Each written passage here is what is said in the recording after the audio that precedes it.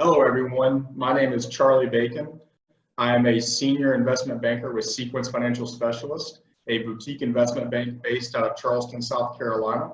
And today I have with us Gene King, who is a senior managing director with Sequence, to help educate our listeners and dive into some different questions related to one of our latest program launches, which is a full suite of tax advantage investment products. Thank you for joining us today, Gene. Charlie, this is exciting, and I thank you very much for having some pretty good questions for me to talk to our audience today. So go ahead. All right. Well, I'm going to start with at a pretty high level, and in your simplest terms, how would you describe a tax advantage investment product that an investor may be interested in? Great way to start. Tax advantage means you're working to utilize what would be a capital gains coming from a transaction that you would complete. You're trying to work to utilize a method to reduce and or eliminate the taxes owed on that capital gain. Okay. Yeah, that's a perfect general description, so I appreciate that. I know one of the transactions we are involved with is what's called a 1031 Delaware Statutory Trust. Do you mind expounding a little bit on what that transaction is and why an investor may want to, potentially utilize that structure? Absolutely. Many CPAs and investors understand 1031, but the 1031 means you have invested the proceeds from the sale of a real estate transaction into a like-kind transaction with a defined time limit that's dictated by the IRS. So that's 1031. And this will allow the deferral of the taxes owed on a transaction that's just sold. The DST, Delaware Statutory Trust, comes in where the 1031 transaction is placed in an actual Delaware Statutory Trust itself. Thus, the DST is an ownership model through a separate legal entity that allows co-investment among sponsors and accredited investors to purchase the beneficial interest into either a single asset or a portfolio of properties, thus allowing the deferral of the capital gain through the 1031 in the Delaware Statutory Trust itself. And just one quick follow-up question, I guess, based on that, Gene. Would you say a 1031 DST investment is very passive or very active as far as a management perspective for the investor? From the seller's point of view, it's passive. Once he makes the investment into the 1031 DST, he's pretty much out of it and his capital gain is deferred. It's active because you've invested with a group in a portfolio or a single transaction through a management group that would actually manage the transaction for you. Okay, appreciate that. One of the more exciting alternative investments that's really come out into the space in the last couple of years and generated a lot of excitement from multiple different areas was the Qualified Opportunity Zone Investment Program. Do you mind expanding on exactly what that is and what some of the benefits are for investors? This is a fun answer because, as you know, we have been to many CPA conferences and other conferences really talking about qualified opportunity zones. So I'll give it a shot. The Qualified Opportunity Zone came from the Tax Reform Act of 2017 that was sponsored by our senator in South Carolina, Tim Scott. And the Opportunity Zone is an investment made in a defined area, defined by the IRS codes, that's considered to be in an economically depressed, distressed community where private investments under certain conditions may be eligible for a capital gains tax incentive. So if you invest in an economically distressed community, there's a capital gain tax incentive. And the incentives themselves can be deferring the capital gain that came from your prior transaction that you sold that you would have considered utilizing a 1031 Delaware Statutory Trust that we just talked about, but you would put it in a qualified opportunity zone because you would get some deferral on the capital gain, but most importantly, if you held it for 10 years or more, the earnings is tax-free. So if you're in a position to hold something for more than 10 years, a qualified opportunity zone fund can be something you would consider, so you get the tax-free status on the actual earnings and you get deferral on capital gains. But it's a very complicated process. Yeah, Gene, that sounds like really exciting stuff. And obviously there sounds like there's significant tax benefits associated with the Opportunity Zone program, but also doing some good and pouring some capital into some areas that otherwise may not have had capital allocated to it. So sounds like a really great program. Speaking of, continuously, I guess, with the social impact investing as combined with tax benefits, can you explain a little bit more about what a solar tax equity transaction is and who that may make sense for? So I'm probably going to do this kind of slow because this is complicated. A solar tax equity investor most likely would be a profitable bank, a C Corp, that has the ability to receive a variety of tax benefits, including solar tax credits, to offset the federal income and losses that will be deductible for tax purposes immediately. And it allows for accelerated depreciation and receive a preferred return on an investment. Man, that's a complicated statement. So let me try to drill it down a little bit more. Often, a solar power user, such as a school district or a government entity, they can't use all the available tax credits and benefits from what they're doing. Therefore, a developer will actually agree to own the property from this school district or government. They'll own the property at the user's facility and sell the electricity to the host under what's called a power purchase agreement or energy services agreement, with excess electricity being sold to the public utility under a power takeoff agreement. So now in this transaction, we're dealing with power purchase agreements, energy service agreements with power takeoff agreements. Very complicated. But if the developer is not able to utilize some or all of the tax benefits, and primarily they can't use all the tax benefits because there would be so much, the developer will identify a party, I'm going back to the original here, a C Corp, in most cases a bank, who invest into the partnerships to provide the equity portion of the capital structure for the new solar facility in exchange for tax benefits and cash flow. Again, very complicated.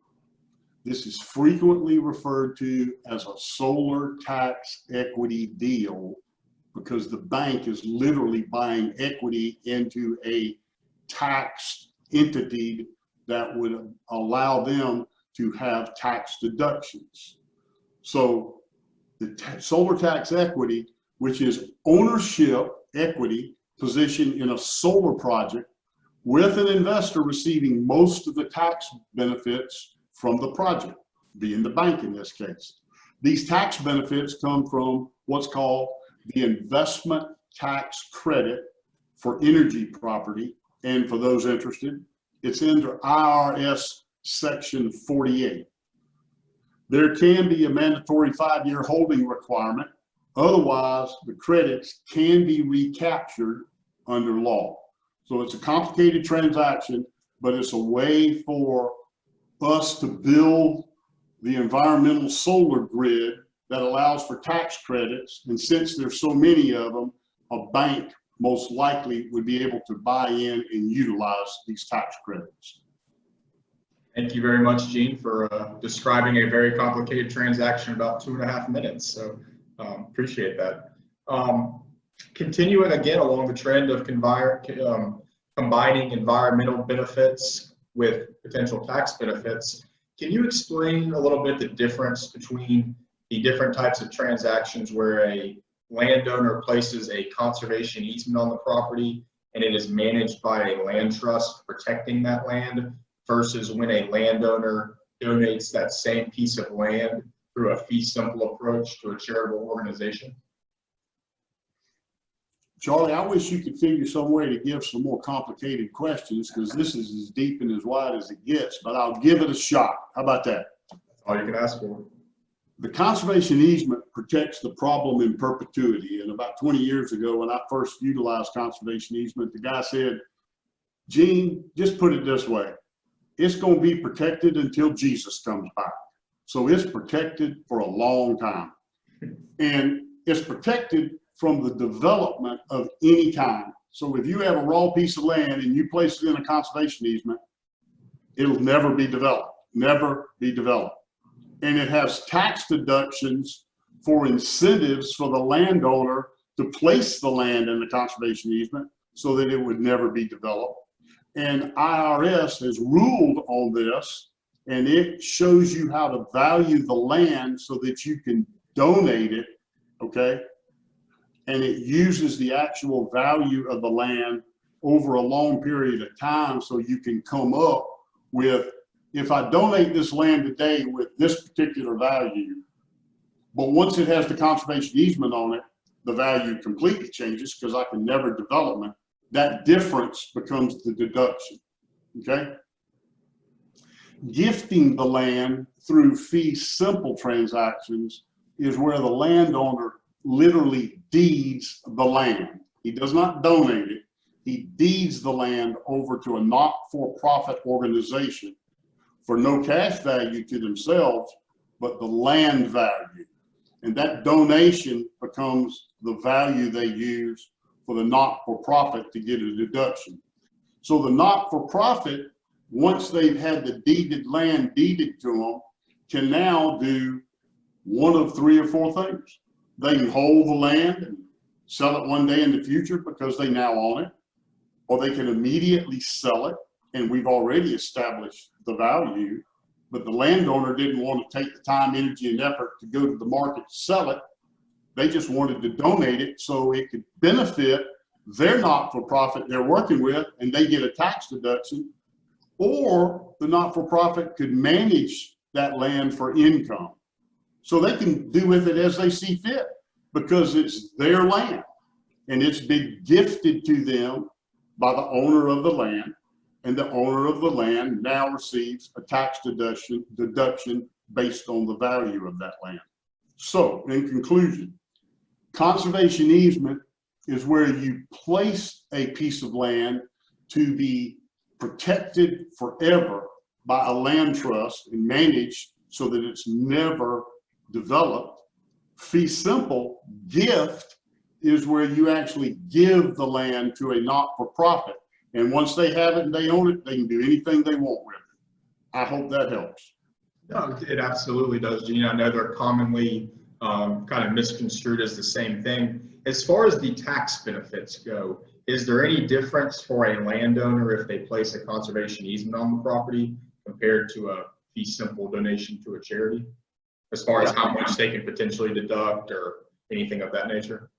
Yeah, normally with a conservation easement, you can use 50% of your adjustable gross income to get your deduction, and you can utilize that on that particular conservation easement transaction over a 15-year period. With a fee simple, you can only use 30% of your adjustable gross income as the deduction, and you still have those 15 years to utilize and use it up. That can be a position that people take because they've got a high adjustable gross income in a particular year, and they'd rather participate in something that's more conservation easement oriented to get the, so to speak, most bang for their buck, and they want the land protected. Fee simple, 30%, and I'm giving it to the not-for-profit so they get to benefit from it. So in actuality, if I give it to the not-for-profit, oh my God, I'm one of their best donors because I just gave them a piece of land to go decide what they want to do with it. Okay, yeah, interesting. Understand, I guess maybe each transaction, the property owner has different motivations as to why they're doing it. So thank you for that. I wish I could say we were going to end it on a softball question and give your brain a break, but I got one more tough one for you. What is a deferred sales trust, and who would ever consider using it? Okay.